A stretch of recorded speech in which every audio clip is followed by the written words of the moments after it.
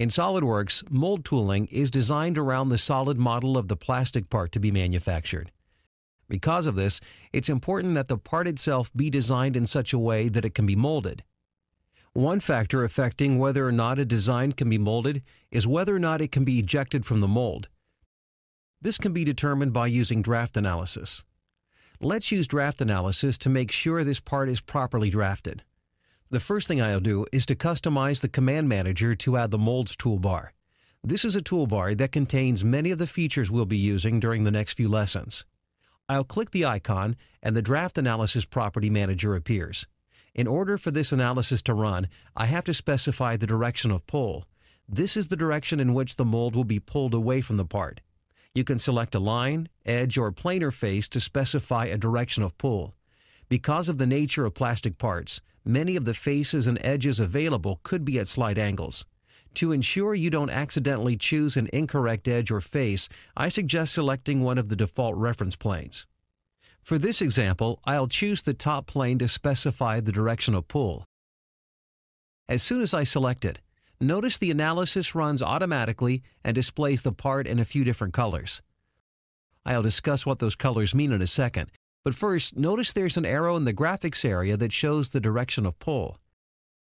If you wish to reverse the direction, you can click the Reverse Direction button in the Property Manager, or you can click on the arrow in the graphics window. There's a checkbox here to enable the adjustment triad. This allows you to adjust the direction of pull by moving the triad in any direction. For this example, I'll keep the direction of pull normal to the top plane. Next, I'll specify a draft angle. This is the minimum angle of draft required for a face to be acceptable as properly drafted. Of course, you can set this to whatever angle you wish based on your experience in the mold making field or by consulting your mold maker. I'll set this to 1 degree. There's an option here to enable face classification. This will result in a face-based analysis where entire faces will be classified to fit one of the categories below. If you check this option, you can also enable the option to find steep faces. I'll enable both options. The only other option I have is to modify the colors used to identify the various faces. I'll leave those at their default values. Notice SolidWorks has color-coded the faces of the model, indicating their different classifications. The first classification is positive draft.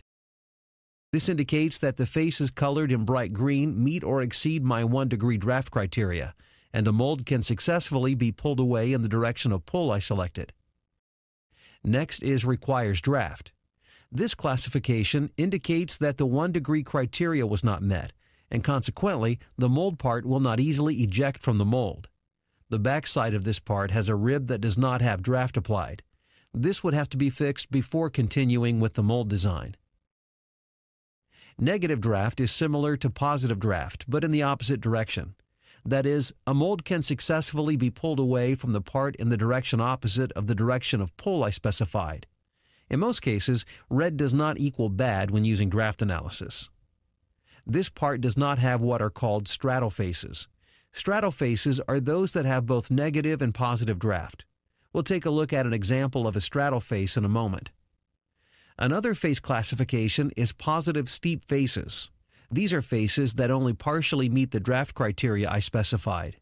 This is an example of a positive steep face. Notice that as this face nears the edge, it becomes nearly vertical and no longer meets the 1 degree draft criteria. However, the upper portion of the face does meet the criteria, making this a positive steep face. A negative steep face is similar to a positive steep face, except in the opposite direction. An example of such a face is this one here. As you might expect, we find this negative steep face on the opposite side of the positive steep face. Part of it meets the 1 degree criteria, but a portion of it fails. If you're wondering why positive and negative steep faces are not classified as requiring draft, it's because in some cases it's acceptable to have these steep faces. I'll click OK to complete this draft analysis. Notice the part is still color-coded and a key is located in the bottom right of the graphics area with the amount of faces in each classification. This way you can edit the part to fix any draft problems without having to keep rerunning the draft analysis to find any problem faces. Notice the draft analysis icon is still active in the Mold Tools toolbar. To get rid of the draft analysis colors in the graphics area, simply press the icon and the part returns to its original color. This is a simple example of a straddle face. I'll run draft analysis using the top plane for the direction of pull. I'll set the draft angle to 2 degrees and enable face classification. Notice I have one positive draft face, one negative draft face, and one straddle face. The upper half of the cylindrical face has positive draft. The lower half has negative draft, making the whole face a straddle face. By the way, if you run the analysis without the face classification, the straddle face will be displayed in a contour map, showing you the transition from positive to negative draft. The draft analysis tool is quite handy, especially if you aren't a mold making expert. The analysis does not know what kind of design flexibility you're working with, so correcting problems identified with this tool is up to you. Molded parts will shrink after the hot molded plastic is ejected from the mold and allowed to cool. To compensate for this shrinkage, you can apply a scale feature to make your part model slightly larger. Let's take a look at how scale is applied. The scale feature can be found on the Molds toolbar or from the Insert Feature drop-down menu.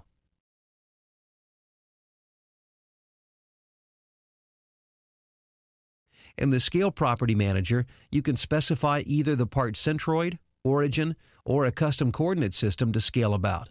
I'll use the centroid for this example. If you have the option of scaling the part uniformly in all directions or specifying a different scale factor for the X, Y, and Z directions. Deciding whether to use uniform or non-uniform scaling depends on the geometry of your part as well as the material you'll be using in your mold. Keep in mind that if you do use non-uniform scaling, you will be changing the shape of your model and will likely deform features such as cylinders.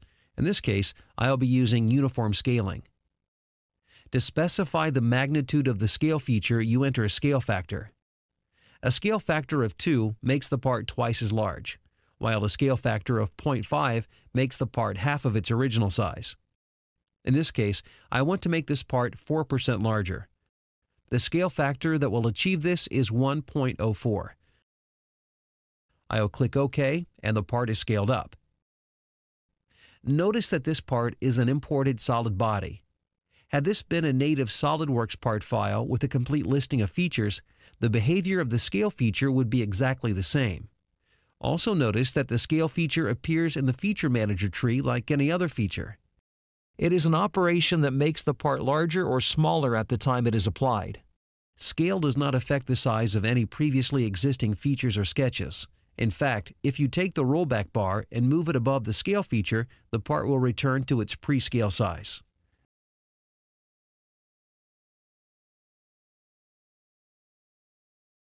A parting line is the boundary between the positively and negatively drafted faces of a plastic part. This is also where the two halves of the mold come into contact. This line is of particular importance because of the role it will play in allowing us to separate the mold into a core and a cavity. Let's take a look at how to generate a parting line for this part. On the Molds toolbar, there's an icon for the parting line feature. I'll select it and the Parting Line Property Manager appears.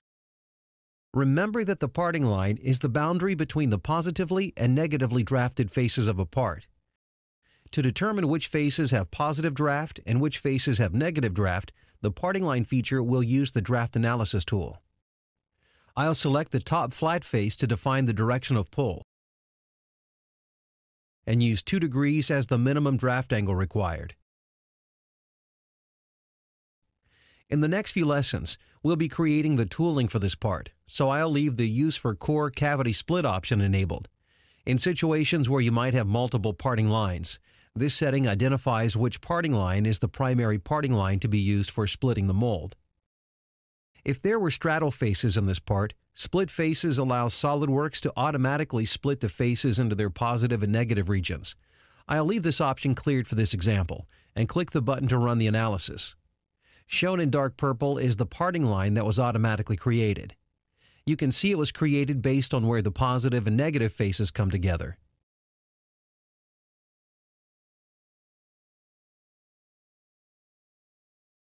In the Property Manager, you'll see a listing of the edges that make up the parting line.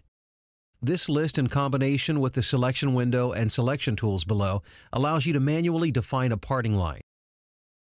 In this case, the parting line is complete, so I'll click OK. I now have a parting line feature in the Feature Manager tree, and I'm ready to continue on to the next step in the mold design process, creating shutoff surfaces. Shutoff surfaces are necessary when the plastic part being molded has openings or windows like this part has here. To create these openings in a molded part, the two halves of the mold, called the core and cavity, will have to touch.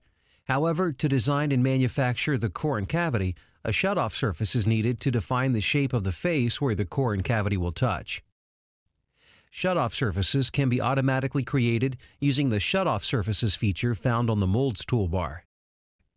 The Shutoff Surface feature detects any open areas that need to be closed. The edges along the boundary of the open area are automatically selected. These are used to create a surface path. You can specify how the path will be defined in the Property Manager. Options include contact, tangent, or no fill if you wish to manually create your own shutoff surfaces. The knit option is a very important element of the shutoff surface. It combines or knits the surface patches to the core and cavity surfaces. This creates two surfaces, one representing the boundary between the mold core and the plastic part, the other representing the boundary between the mold cavity and the plastic part. Having these surfaces automatically created makes the rest of the mold design process much easier. I'll use the tangent patch type and select OK to complete the Shutoff Surfaces feature. To make the results of this feature easily visible, I'll click and hide the Solid Bodies folder. You can see there's a Surface Bodies folder containing two other folders. I can hide one or the other, and you can see the individual surfaces that will eventually define the mold.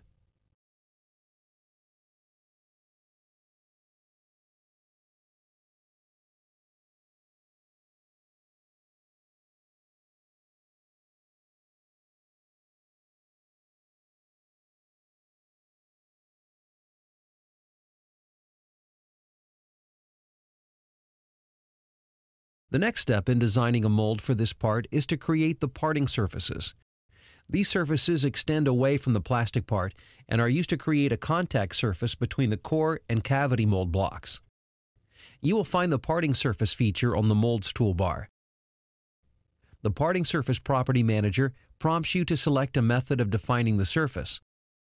The options are tangent to surface, normal to surface, and perpendicular to pole. In this case, as in most instances, I'll be using perpendicular to pole. The parting line created in a previous lesson is already selected. I'll specify the surface distance as 1/2 inch and select the smooth option with the distance set to 0.25. This will generate a parting surface that is easier to manufacture and will lead to molds that wear less quickly than those with sharp corners. At the bottom, I'll leave the Knit All Surfaces option selected to automatically combine the parting surfaces into a single surface. I'll click OK, and the parting surface is created.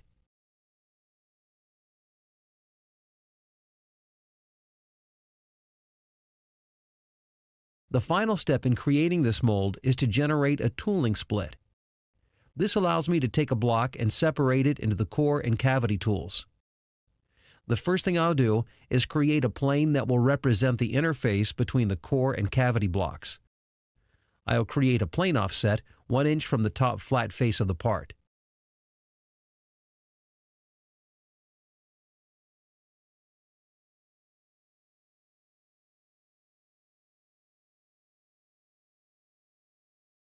Next, I'll activate the Tooling Split feature from the Molds toolbar. Notice I'm automatically in Edit Sketch mode. Now I can define the shape and size of the mold blocks I'll be using.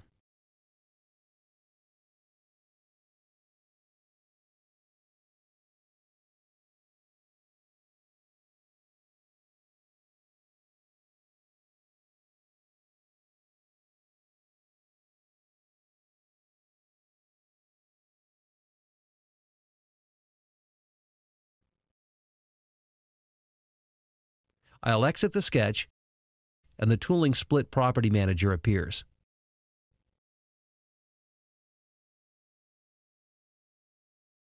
The first section allows me to specify the thickness of the mold blocks. The first value is for the block in direction 1. Direction 1 is the direction indicated with a single arrowhead in the graphics area. I'll set this to 3 inches, and direction 2 will be 5 inches. I'm also going to select the Interlock Surface option. This will automatically generate an interlock surface to help align the mold blocks when they're put together, as well as keeping them aligned when they're closed. I'll specify 5 degrees as the angle for the interlock surface. Notice the remaining fields are already filled. The core, cavity, and parting surfaces necessary to define the mold are already selected. I'll click OK, and in a few seconds, SolidWorks will have a complete mold created. And we can see the core and cavity blocks of the mold have been created.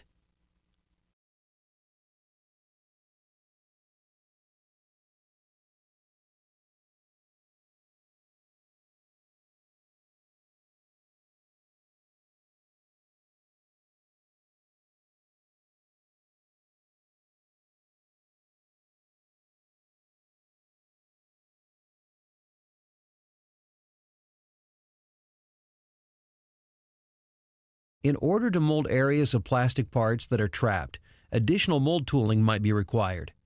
SolidWorks has a tool called Undercut Analysis that will help spot areas that cannot be molded using primary direction of pull.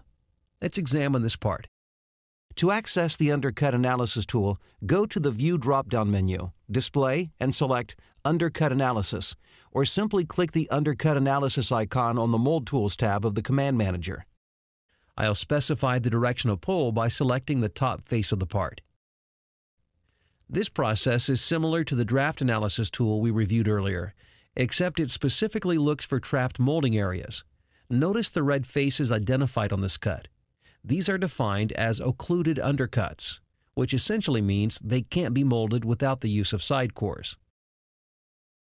I know now there's a problem, so I want to quickly run through the process of generating the core and cavity blocks for the primary direction of pull. Once this is complete, I can address this trapped molding area. I'll begin by creating the parting line.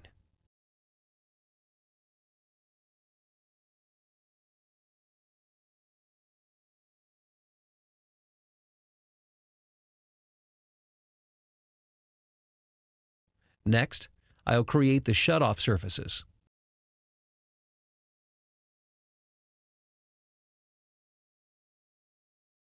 Next is the parting surface.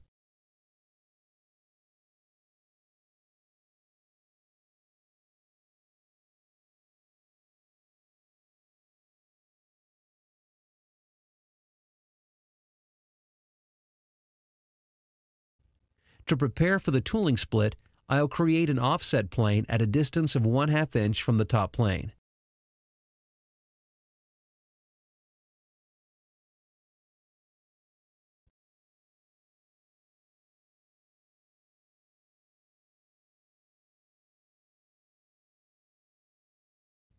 And now I'll create the tooling split, sketching a 10-inch by 4-inch rectangle to define the blocks.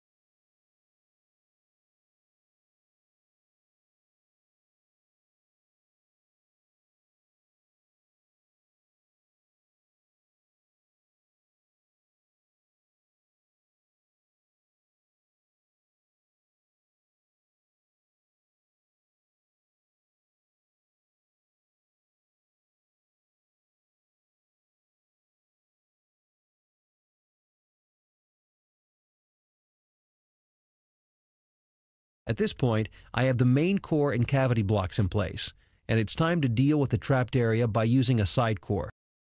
I'll click the core icon on the Molds toolbar. I'm prompted to select a plane to sketch on. I'll select the inner angled face of the part. This sketch will define the profile of the side core.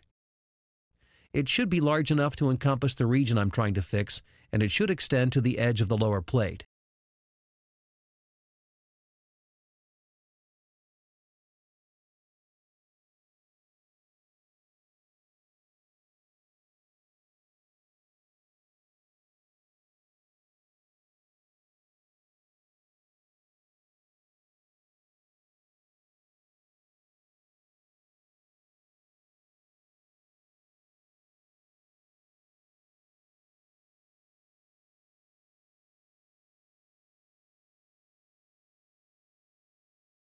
When I exit the sketch, the Core Property Manager appears. The first field is already filled in with the sketch I just created. Next, I need to specify the direction of extraction for the side core. By default, this direction is set to be perpendicular to the sketch plane.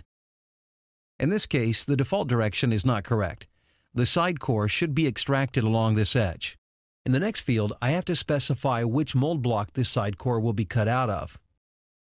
I'll select the upper block from the Solid Bodies folder in the feature tree.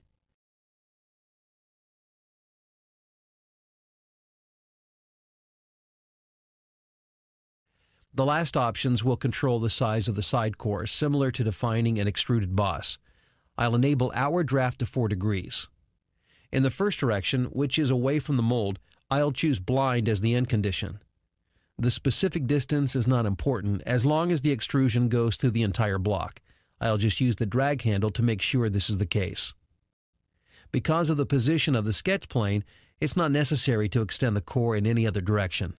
However, had I created the sketch on the outer part of the face, I would have extended the core so it touched the part. The cap ends option does not apply unless the core ends within the tooling body. In this case, the core extends through the tooling body.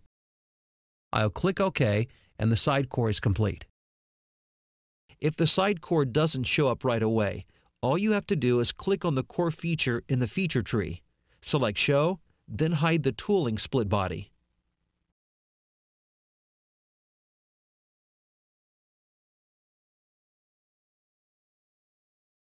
If you have a mold created and you'd like to see the resulting part, you can use the Intersect tool to do so. Here I have a core and a cavity block already created, and I'd like to create the part that this mold would make from the cavity.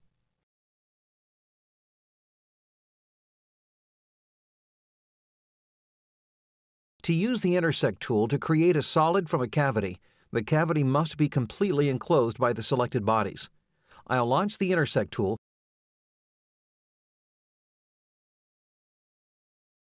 and select the 2 mold bodies. Next, I'll click Intersect and the Regions to exclude updates. In the Regions to exclude, I can see the 3 regions here, the 2 mold blocks and the cavity. I'll choose to remove the 2 mold bodies and click the green check. And you can see the resulting part.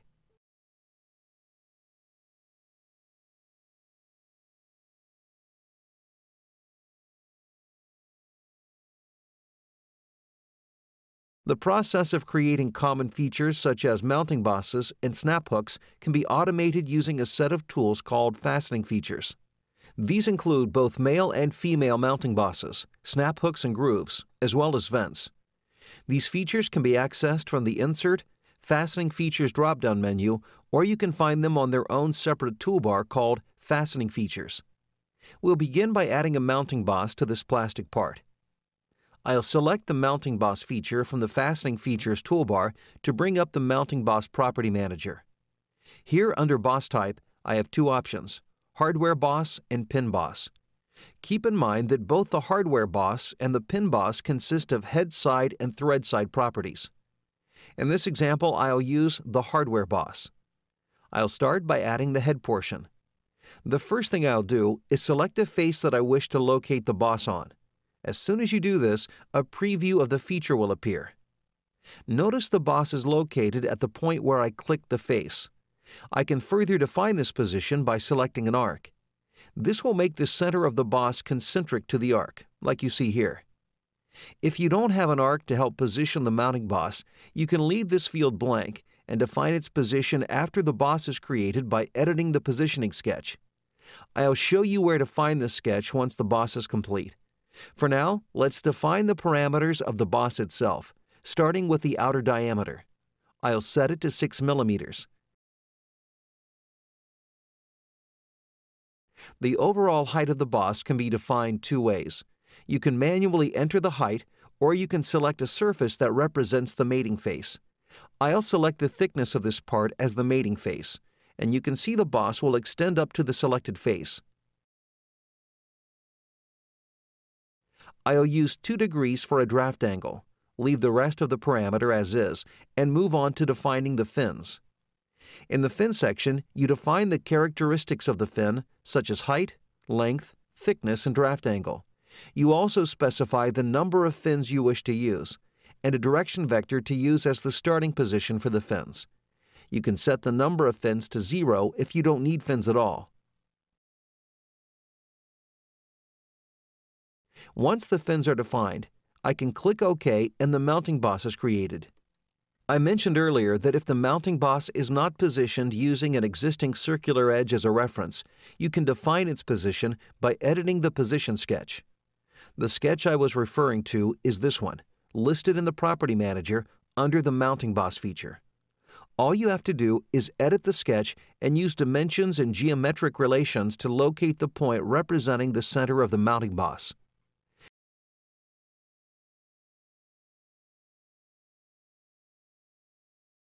In this lesson, we'll take a look at how to create a snap hook using the snap hook feature found on the Fastening Features toolbar.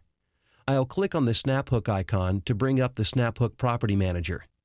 To define the snap hook, all we have to do is fill in the information in the Property Manager. I'll select an edge to position the hook. I'll choose a flat face to indicate the vertical direction of the hook. I'll select the front reference plane to specify the direction the hook should be facing. If the direction doesn't look quite right to you, use the reverse direction checkbox to flip the direction to the opposite side. Next, I'll specify the height of the hook, and I'll enter values to define the rest of the snap hook geometry.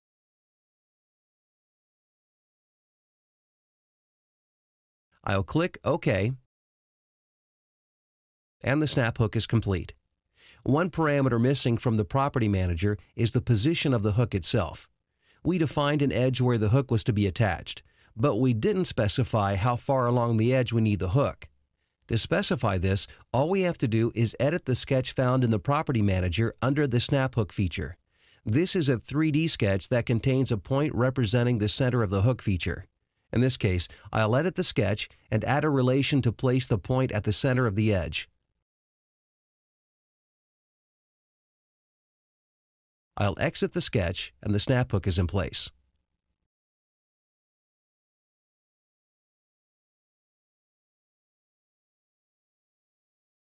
The Fastening Features toolbar also contains a snap groove feature, a tool that automates the creation of the groove that corresponds to a snap hook.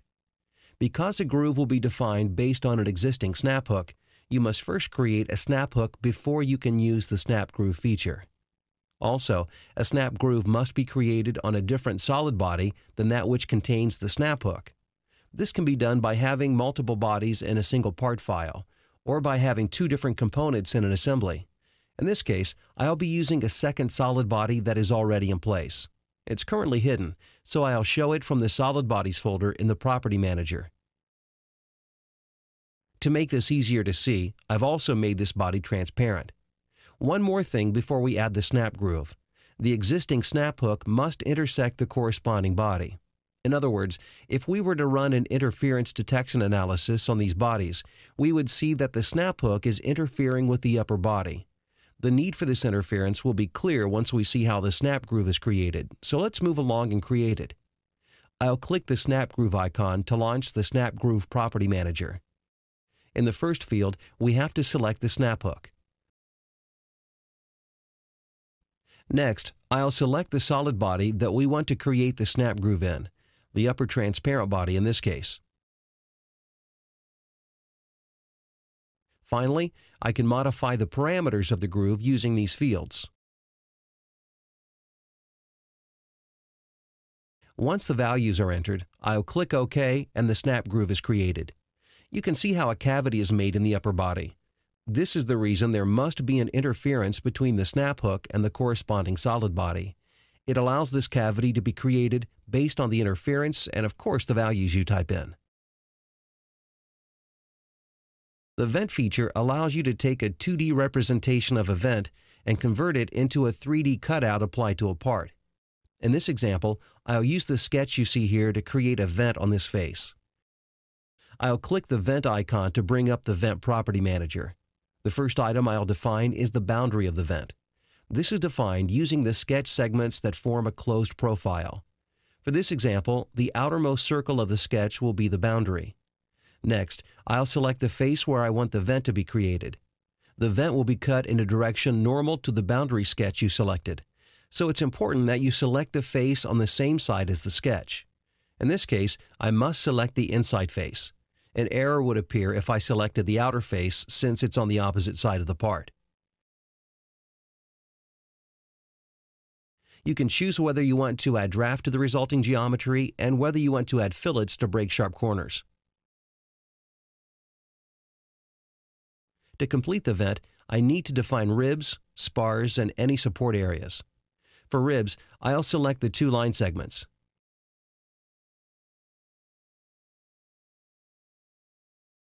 I'll set the depth to 2 mm and the width to 4 mm.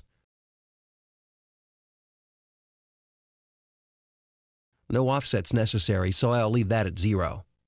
For spars, I'll select the two middle circles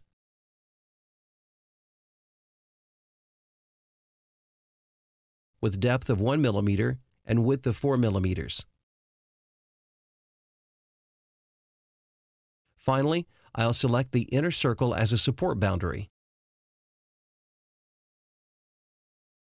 Its depth will be 2 mm and no offset will be necessary. I'll click OK and the vent is complete.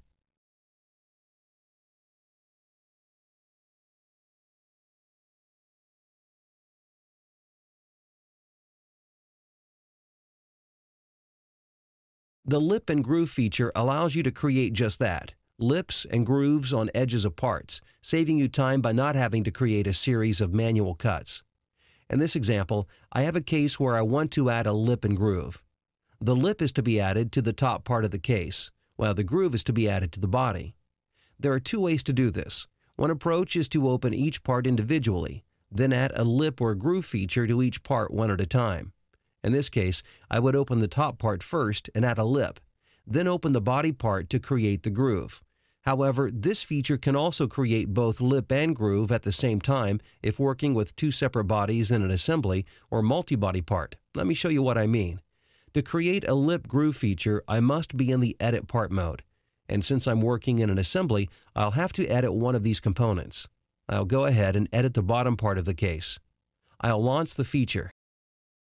In the Property Manager, the selection boxes prompt me to specify where the lip and groove components will go. The first selection box asks me to select a body or component for which to apply the groove. I'll select the bottom part of the case. Once I select the part, new selection boxes appear which allow me to define the location and size of the groove. But before making any selections, I recommend making sure the Show Preview option is checked under the Parameters box. This will make it a lot easier when trying to choose an edge. Also, if your part has multiple faces, such as a gap in a parting line or a hole, and you'd like to create the lip and groove across these, you can activate the Jump Gaps checkbox to create the feature. As soon as I activate the next box, the top component disappears, making it easier to specify my next two selections. For the first selection box, I need to select the face on which to create the groove. This will be the top face. In the second selection window, I'll choose where I want the material to be removed to create the groove. If I select the outside edge, we see a preview of the groove as it's applied along the outside surface of the case. I'll instead select the inside edge to position the groove along the interior of the case.